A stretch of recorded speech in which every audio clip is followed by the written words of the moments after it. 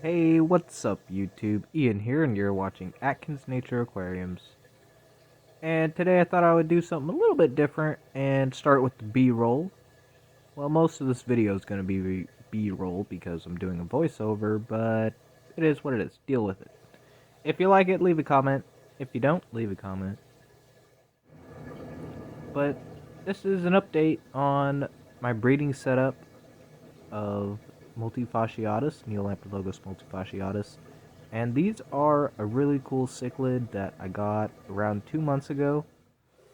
And they're in this 26-gallon bow front that I specifically set up to breed these cichlids. And it's probably not going to be the easiest tank to catch fry out of, but I'll just grab some shells, and theoretically there's supposed to be shell dwellers in them. But it's a pretty simple setup. It's got a sponge filter, heater, sand, shells, some rocks, fake plants, real plants, and low light. That's pretty much it. The biggest tip that I thought would be helpful is low light with these shell dwellers, because they are pretty skittish, and where they come from is pretty low down in not Lake Victoria, Lake Tanganyika, and the sunlight is pretty low down there. So these cichlids don't typically see a lot of plants or get a ton of sunlight, so they don't like a ton of light being blasted on them, and they are a really shy cichlid typically. They haven't fully opened up with me yet. They're still kind of a little skittish, but they do great, and I'm already seeing a ton of fry in the tank. These are the first colony breeders that I've ever had successfully breed. I mean, I've had like guppies and stuff, but these cichlids are a little bit different. They're just full of personality and attitude, and they've just got this brilliant blue sparkle that's in their eye. And I recommend everyone that has a 20-gallon or up aquarium, if you haven't kept shell dwellers, try keeping some shell dwellers.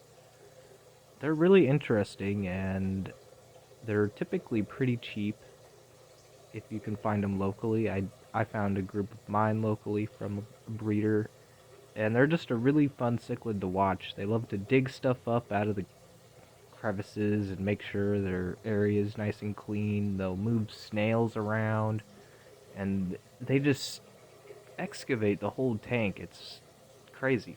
When I put the sand in this tank, it was completely flat, and you can see how they've made it their own little playground. And I tried to do some cool stuff where I put a broken chunk of a flower pot in there, and it's made like this cool ledge where they've built the sand up over the top, and they've put the shells inside the actual ledge, and I thought that was really cool. And I want to try to implement that in other aquariums because it's just a really cool look.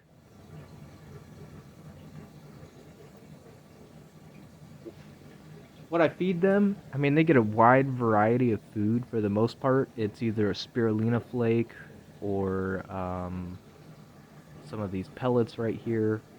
I also do a mixture of acryl flake, but it's not very often. And for the fry, I do a lot of the Sierra fry food and reefroids, which is a reef food for corals. And it's a small particulate powdered food, and the fry seem to like it really good when they're small. Right now, they're at that stage where they can take crushed flake and crushed pellet, and a lot of them are starting to grow really fast now. Water changes on this tank have been pretty minimal.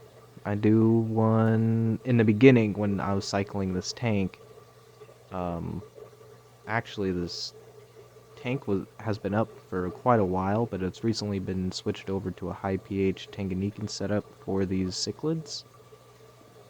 And I didn't keep any fish in there for a while it was going through that big pH change, for me at least.